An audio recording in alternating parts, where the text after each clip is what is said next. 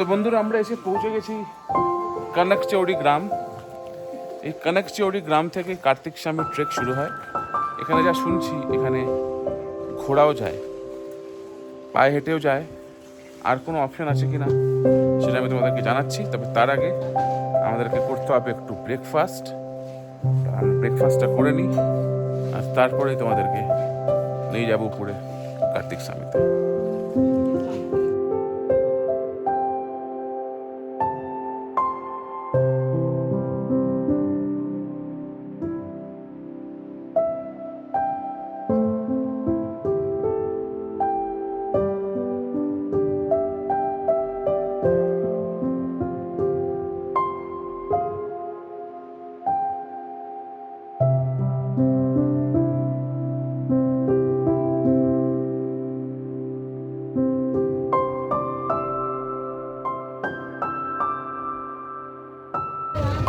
তো বন্ধু, আমরা এখন এসে গেছি রুদ্রপ্রয়াগের one of the famous and the most important মন্দির, যেটাকে বলা হয় ধাড়ি দেবীর মন্দির।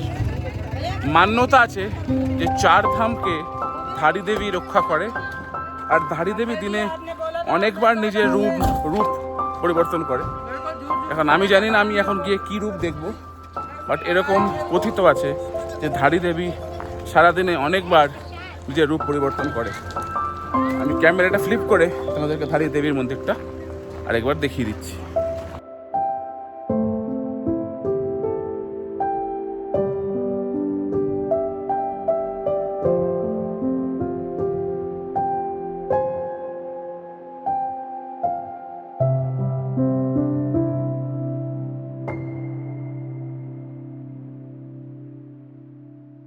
গুড মর্নিং বন্ধুরা, ঘড়ির কাঁটায় বাজে 6:45, আর আমরা রেডি হয়ে গেছি কর্ণপ্রয়াগের হোটেলে চেক আউট করার জন্যে। আর আজকে আমাদের প্রথম আইটেনারি হচ্ছে কার্তিক স্বামী যাওয়া। কার্তিক স্বামী যাওয়ার পথে আমরা যদি পারি একটুখানি ব্রেকফাস্ট করবো, না হলে কার্তিক স্বামী থেকে এসে ব্রেকফাস্ট করবো। বাট আজকের আইটেনারিটা হচ্ছে প্রথমে কার্তিক স্বামী যাওয়া, ওটা পায়ে হেঁটে ওঠা, বা অন্য কোনো অপশন থাকলে ওটাতে ওঠা, ওখানে একটু টাইম স্পেন্ড করা, তারপরে চলে আসা, অ্যান্ড দেন ডিরেক্টলি এখান থেকে ঋষিকেশ চলে যাওয়া, কার্তিক স্বামী থেকে ঋষিকেশ চলে যাওয়া। দেখা যাক কতটা কি হয়। আলটিমেটলি এটাই নেক্সট অন দ্য ওয়ে। ম্যাডামের শরীর কেমন আছে ম্যাডাম? ভালো আছে। আর এই হোটেলটা কি ভালো লেগেছে? মানে একটা ছবি তুলেছি তোমার।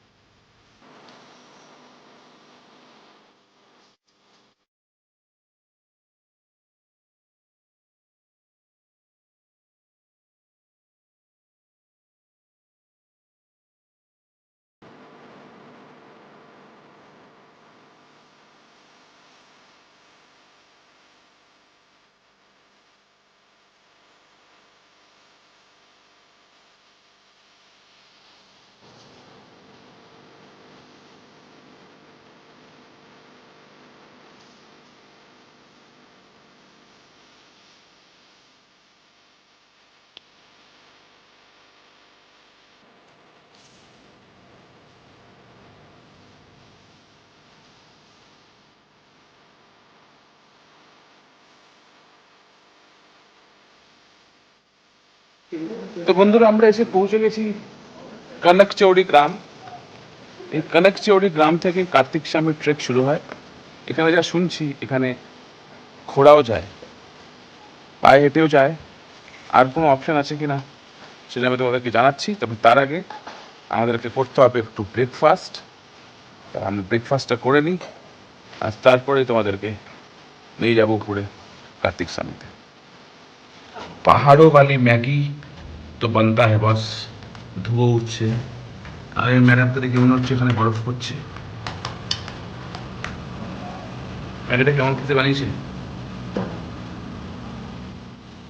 ভালো বানিয়েছে নাকি? এখনো খাইনি।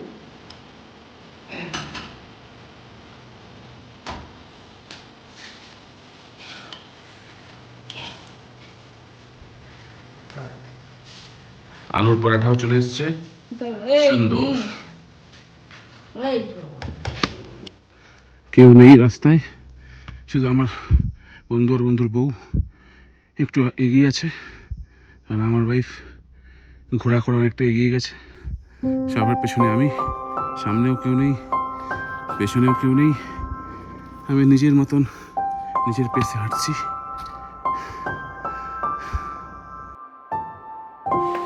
কানাকচৌরি গ্রাম থেকে কার্তিক স্বামী পৌঁছানো অবধি, মানে কার্তিক স্বামীর যেখানে সিঁড়িগুলো আছে সেখান অবধি পৌঁছাতে একদিকের ভাড়া 800 টাকা, আর যদি দুদিকে আসা যাওয়া করতে হয় তাহলে সেটা 1400 টাকা। তবে আমার মনে হয় যাদের যেতে অসুবিধা হবে তারা কিন্তু ঘোড়ায় যেতে পারে, নামাটা কিন্তু খুবই সহজ। আমি যদি পারি তাহলে তোমরাও পারবে। নামাটা কিন্তু হেঁটে আসা যেতে পারে, তাহলে অ্যাটলিস্ট জঙ্গলের ফিলটা নেওয়া যাবে।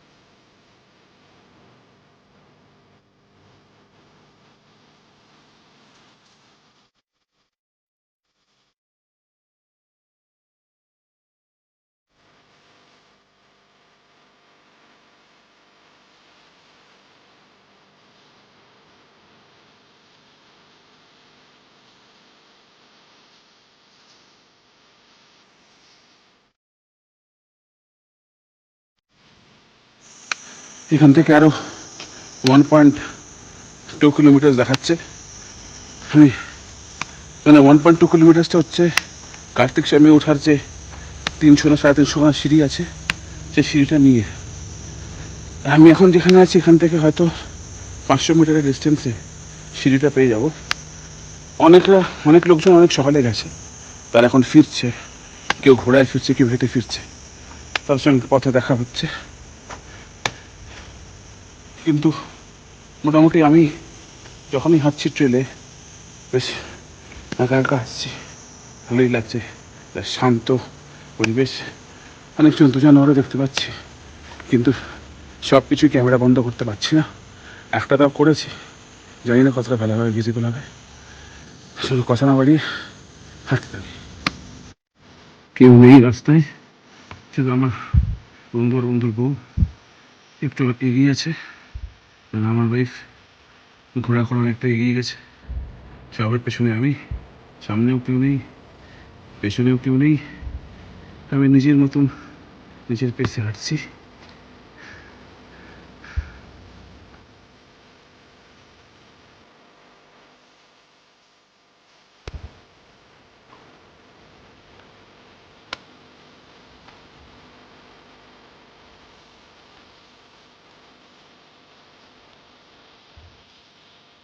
তবে আমার একা একা পথ চলতে কোনো অসুবিধা হচ্ছে না, কারণ বিভিন্ন জায়গায় এরকম পট্টি বাঁধা আছে লাল রঙের কাপড়, এটাই হচ্ছে পথ নির্দেশনা করছে। এছাড়া গুগল ম্যাপেরও সাহায্য নিচ্ছি, কিন্তু গুগল ম্যাপ আমাকে বলছে পাহাড়ের মাথা দিয়ে হাঁটতে, সেটা পসিবল নয়। তাই গুগল ম্যাপের রাস্তাটা দেখে একটা আইডিয়া করে ওই পথ দিয়ে হাঁটতে হচ্ছে। কিন্তু এই যে লাল লাল কাপড়, এই লাল লাল কাপড়গুলোই আমাদের পথ নির্দেশনা করছে, তাই রাস্তা হারানোর কোনো ভয় নেই।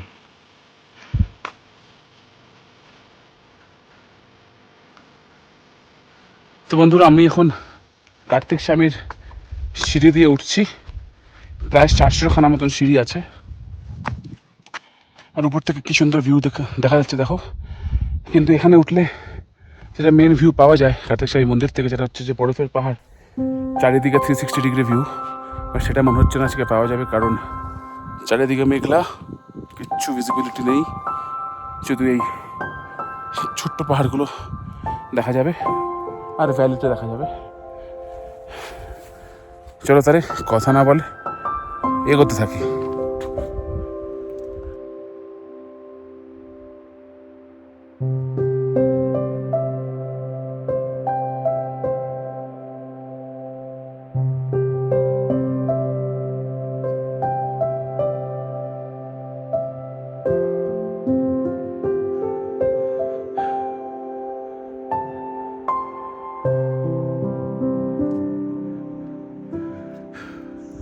অবশেষে আমরা কার্তিক স্বামীর শেষ 100খানা সিঁড়ি উঠতে চলেছি।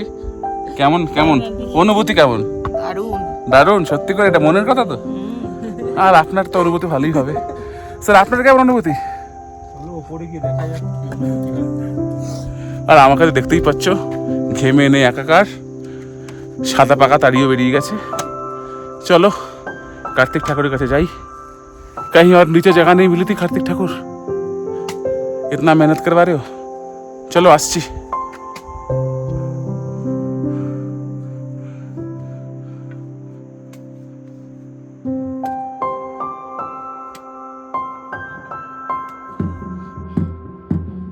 কার্তিক স্বামীর মন্দির বন্ধুরা, তোমাদের জন্য প্রায় 400খানা সিঁড়ি অতিক্রম করে এখানে আসতে পেরেছি। কানেকশাওড়ি গ্রাম থেকে প্রায় 3 থেকে 3.5 কিলোমিটার ট্রেক কার্তিক স্বামী মন্দির।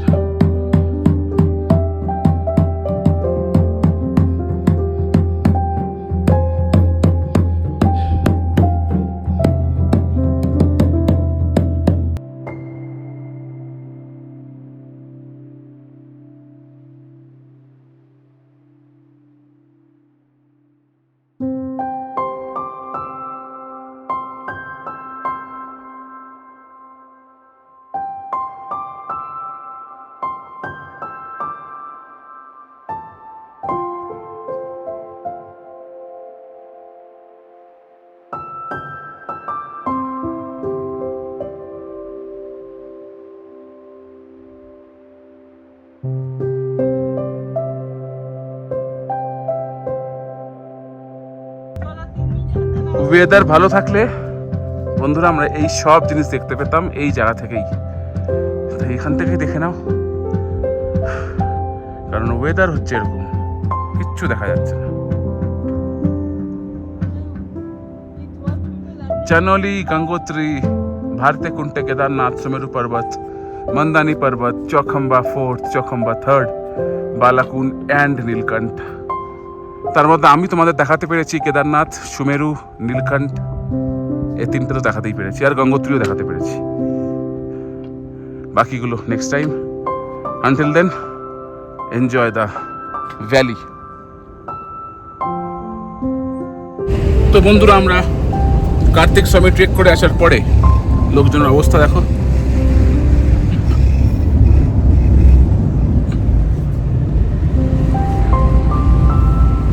আরেকজন মুখে মাস্ক, মাথায় টুপি দিয়ে বসে আছে, আবার টুপি খুলেও ফেলেছে, কি করবে বুঝতে পারছেন।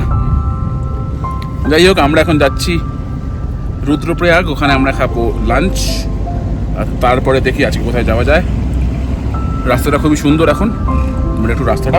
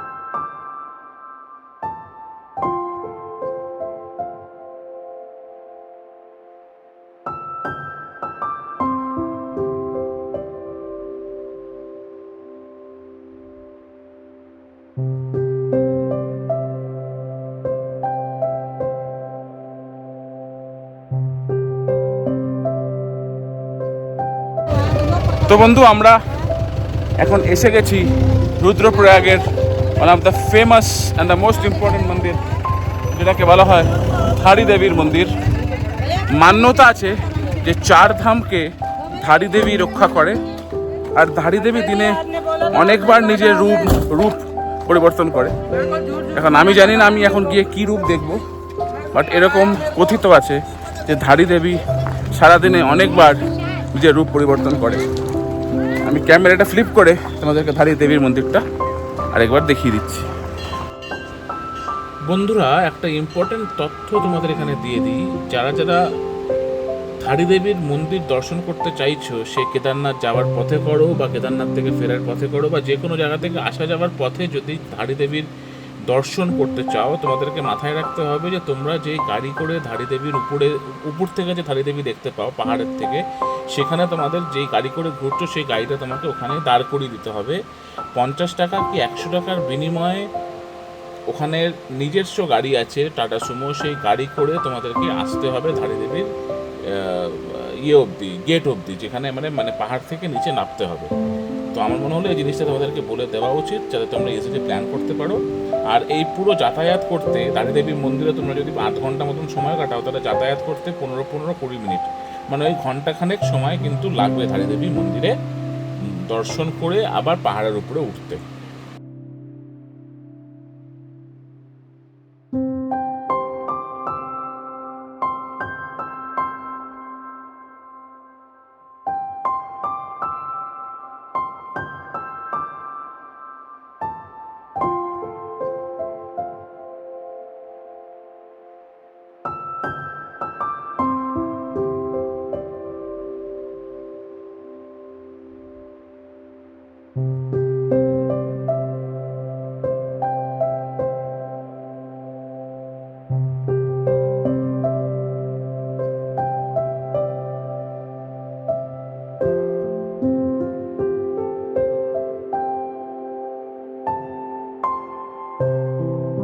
তো বন্ধুরা, আমরা এখন এসে গেছি শ্রীকোটি বলে কোনো জায়গা, নাম শ্রীকোট। শ্রীনগর থেকে 2 কিলোমিটার আগে শ্রীকোট। এটা কিন্তু কাশ্মীরের শ্রীনগর নয়, এটা হচ্ছে উত্তরাখণ্ডের শ্রীনগর। সেখানে আমরা এখন করছি লাঞ্চ, ভাত, সালাড, তরকারি ফরকারি দিয়ে লাঞ্চ করছি। লাঞ্চ করে পেট পুজো করে দেখি কোথায় যাওয়া যায়, তোমাদেরকে সব জানাচ্ছি, কিন্তু তার আগে খেয়ে নিই তাড়াতাড়ি।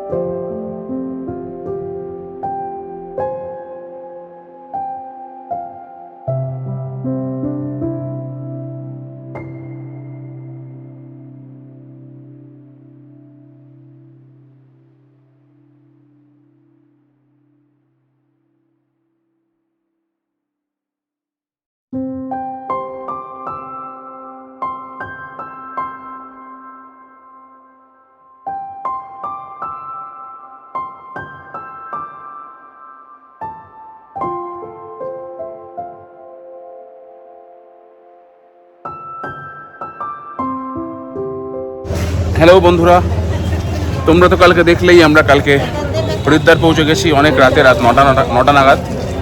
আজকে আমরা এখন বেরিয়েছি হরিদ্বার থেকে। একটা অটো ভাড়া করেছি, মানে শেয়ারিং অটোই ভাড়া করেছি।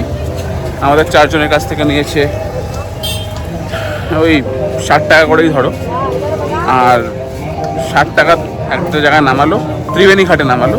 আবার ত্রিবেণী ঘাট থেকে ঋষিকেশের রামঝুলার এখানে আসতে আরও 20 টাকা, মানে টোটাল 80 টাকা। আর ওদিকে 240 টাকা, সব মিলে ওই 320 টাকার মধ্যে আমরা ঋষিকেশ এসে পৌঁছে গেছি। ঋষিকেশে আমরা দেখব হচ্ছে গঙ্গা আরতি, আর তার সাথে সাথে রামঝুলা এবং আর যা যা জিনিস দেখার আছে সেগুলো দেখব, তোমাদেরকেও দেখাবো।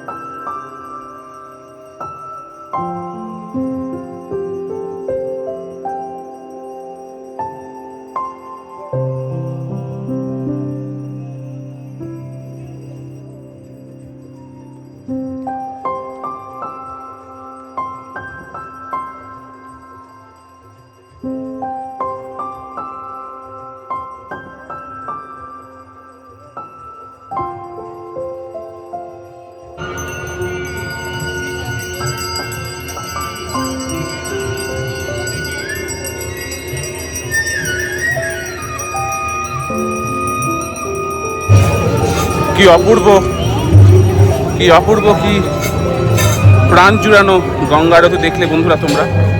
আমি এই নিয়ে হরিদ্বার, বেনারস, কলকাতা আর ঋষিকেশ এই চারটেই গঙ্গা আরতি দেখেছি। বলাই বাহুল্য ঋষিকেশেরটাই সব থেকে বেশি ভালো লেগেছে। তবে অন্যগুলো খারাপ বলছি না, তবে এটার একটা আলাদাই ফিল গুড ছিল, একটা আলাদাই ভাইব ছিল। কেমন লেগেছে ম্যাডাম? ভালো লেগেছে।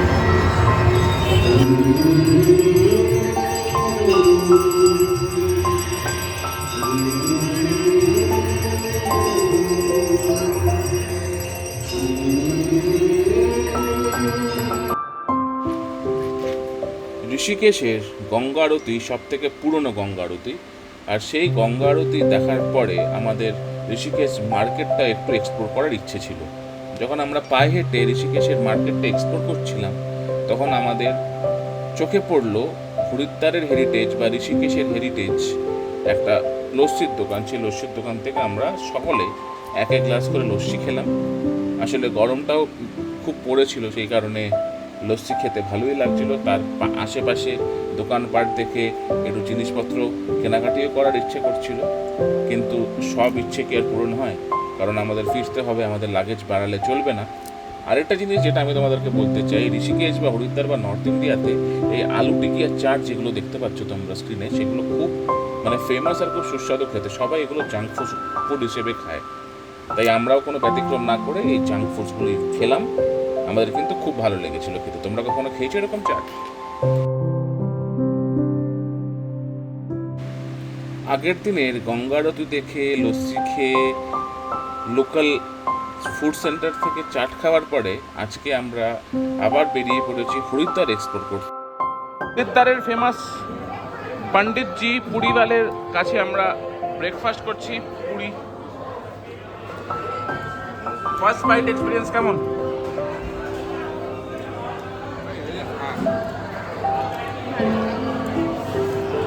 ডালটা একটু খেয়ে দেখ কেমন।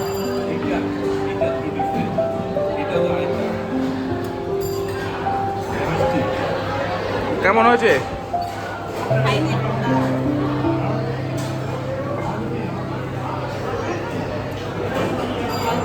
পণ্ডিতজি পুরীওয়ালে, পণ্ডিতজি পুরীওয়ালের কাছ থেকে জম্পেশ ব্রেকফাস্ট করার পরে 796 টাকা দিয়ে আমরা কেটে নিয়েছি হরিদ্বারের মনসা দেবী যাওয়ার রোপওয়ের টিকিট। আর আমরা এই মুহূর্তে টিকিট কেটে ওয়েট করছি এই রোপওয়ের স্ট্যান্ডে। আমাদের যখন নাম্বার আসবে তখন আমরা রোপওয়ের দিকে আস্তে আস্তে আমাদেরকে প্রপার কিউ মেনটেন করে যেতে হবে, এটা এখানকার নিয়ম। আমি অনেক ছোটোবেলায় মা মনসা মন্দির গেছিলাম এই রোপওয়ে করেই, এই রাস্তা দিয়েই গেছিলাম, কিন্তু তখন এতটা ডেভেলপড ছিল না। তবে এখন এই জায়গাগুলো দেখে খুব ভালোই লাগছিল, খুব সিস্টেমেটিক একটা ব্যবস্থা হয়ে গেছিলো। আবার অনেক দিন পরে রোপওয়ে চড়ার একটা এক্সাইটমেন্টও ছিল, তাই এক্সাইটমেন্ট হোল্ড করতে আমি আর পারছি না। চলো তোমাদের সাথে সাথে আমিও বা আমার সাথে সাথে তোমরাও এটা রোপওয়ে থেকে ঘুরে আসবে। উপর থেকে নিচের হরিদ্বার কেমন দেখতে লাগে সেটাও তোমরা দেখবে।